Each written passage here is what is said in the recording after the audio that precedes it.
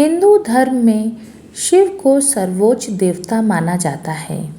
ऐसा माना जाता है कि सृष्टि के निर्माण से पहले भी उनका अस्तित्व था और ब्रह्मांड के समाप्त होने के बाद भी उनका अस्तित्व बना रहेगा। किंवदंती है कि सृष्टि के देवता भगवान ब्रह्मा और सद्भाव के देवता भगवान विष्णु ने एक बार अपनी क्षमताओं की श्रेष्ठता पर बहस की। परिणाम स्वरूप भगवान शिव ने उन्हें परखने का फैसला किया। भगवान शिव ने प्रकाश की असीम स्तंभों से तीनों ग्रहों को भेद कर ज्योतिर्लिंग का निर्माण किया। इसके बाद भगवान विष्णु और भगवान ब्रह्मा को प्रकाश स्तंभों के अंत का पता लगाने का काम सौंपा गया। दोनों को एक निश्चित दिशा में प्रकाश के अंत का पता लगाना था, या तो ऊपर या नीचे।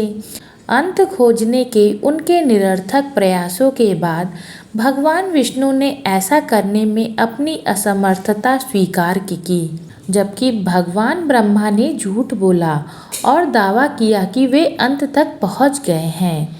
भगवान ब्रह्मा के छल से क्रोधित होकर भगवान शिव ने घोषणा की कि भगवान विष्णु की पूजा सभी युगों तक भक्तों द्वारा की जाएगी। हालांकि भगवान ब्रह्मा की पूजा कभी नहीं की जाएगी।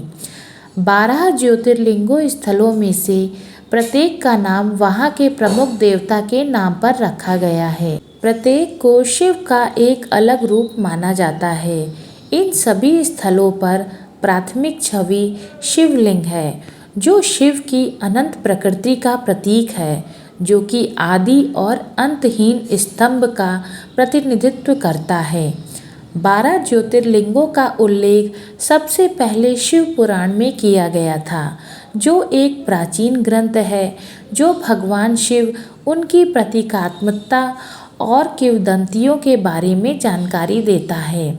12 ज्योतिर्लिंग 12 शिव अवतारों से जुड़े हैं और पृथ्वी पर भगवान की प्रतीकात्मक अभिव्यक्तियां हैं। ज्योति शब्द का अर्थ प्रकाश है, जिसे चमक भी कहा जाता है। लिंगम या लिंग का अर्थ है चिन्ह या चित्र। ज्योतिर्लिंग का शाब्दिक अर्थ है भगवान शिव के दीप्तिमान चिन्ह। भगवान शिव को समर्पित ये दिव्य निवास हिंदू धर्म में सबसे पवित्र माने जाते हैं और भारत के सबसे अनोखे पूजा स्थल के रूप में प्रतिष्ठित हैं। इन पवित्र स्थलों की प्रासंगिकता और पौराणिक इतिहास को जानने की यात्रा पर आप हमारे साथ जुड़े रहिए और यह वीडियो पूरा देखिए। पहला मंदिर है सोमनाथ मंदिर।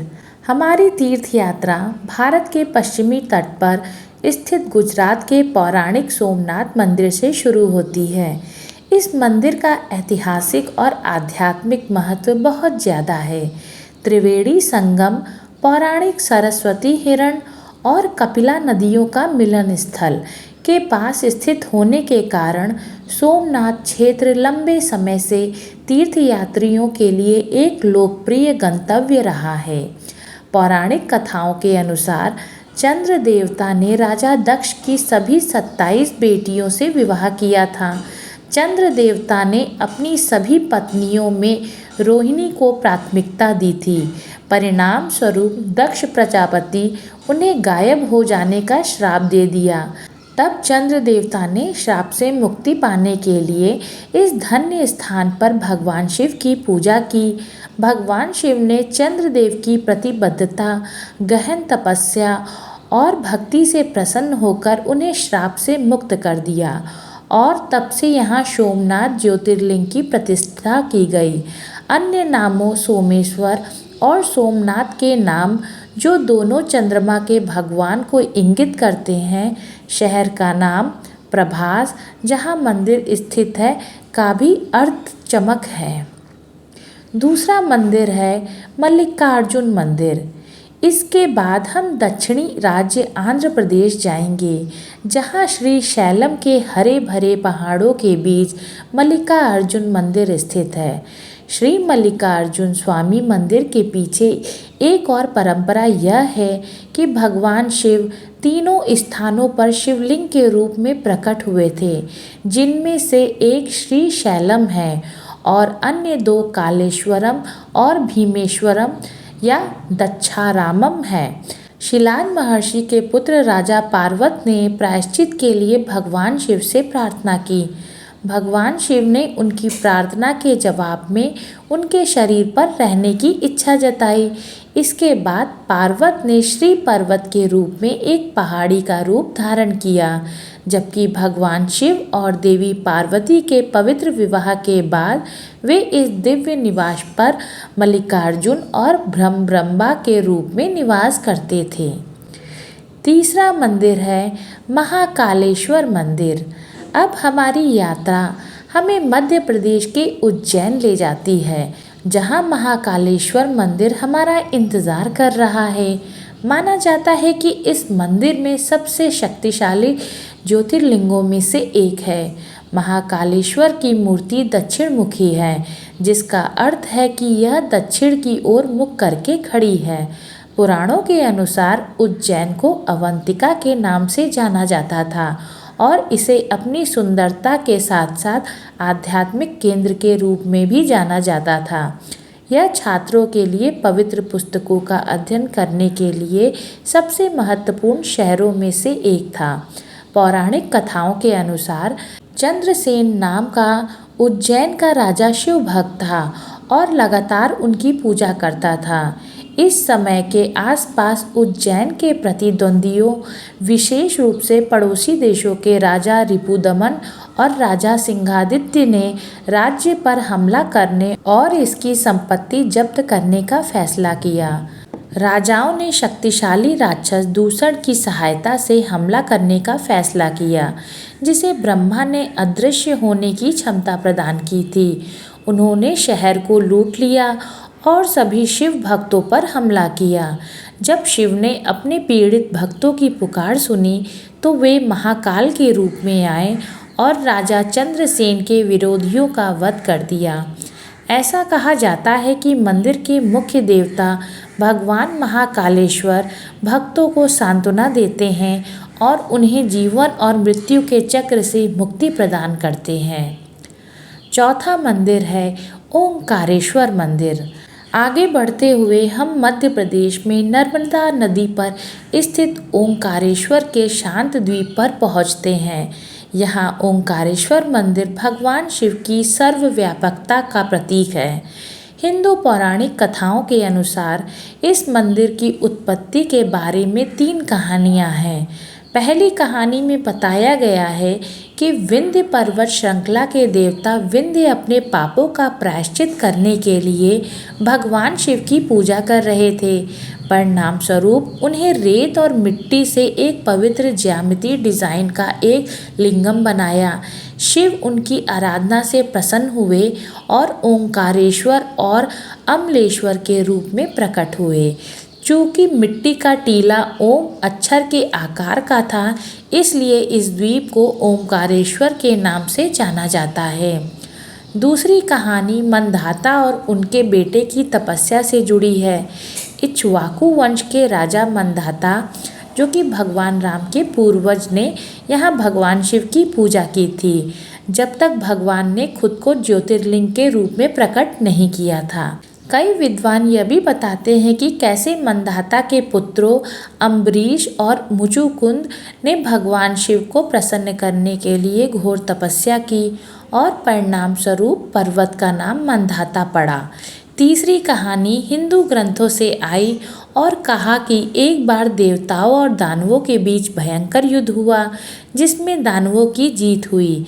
देवता तबाह हो गए, इसलिए उन्होंने भगवान शिव से प्रार्थना की।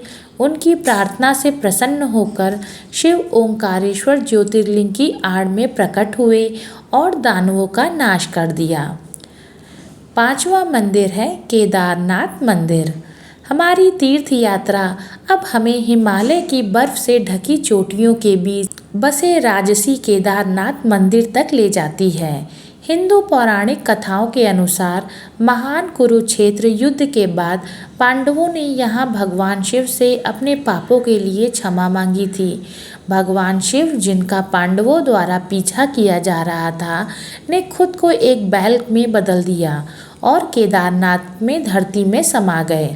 बताया जाता है कि मंदिर उस स्थान पर बनाया गया था जहाँ भगवान शिव गायब हो गए थे और मंदिर के भीतर लिंगम के बारे में कहा जाता है कि वह पृथ्वी, वायु, जल और अग्नि के तत्वों द्वारा स्वतः विकसित हुआ था।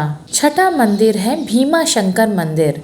आइए अब महाराष्ट्र के पश्चिमी घाट की यात्रा करें, जहां भीमा शंकर मंदिर स्थित है। हिंदू पौराणिक कथाओं के अनुसार कुंभकर्ण के पुत्र भीम और उनकी मां करकटी कई साल पहले सह्याद्री के ऊंचे इलाकों में डाकिनी के घने जंगल में रहते थे। जब उन्हें अपने पिता की मृत्यु का पता चला तो वे क्रोधित हो गए और भगवान विष्णु से बदला लेने की कसम खाई।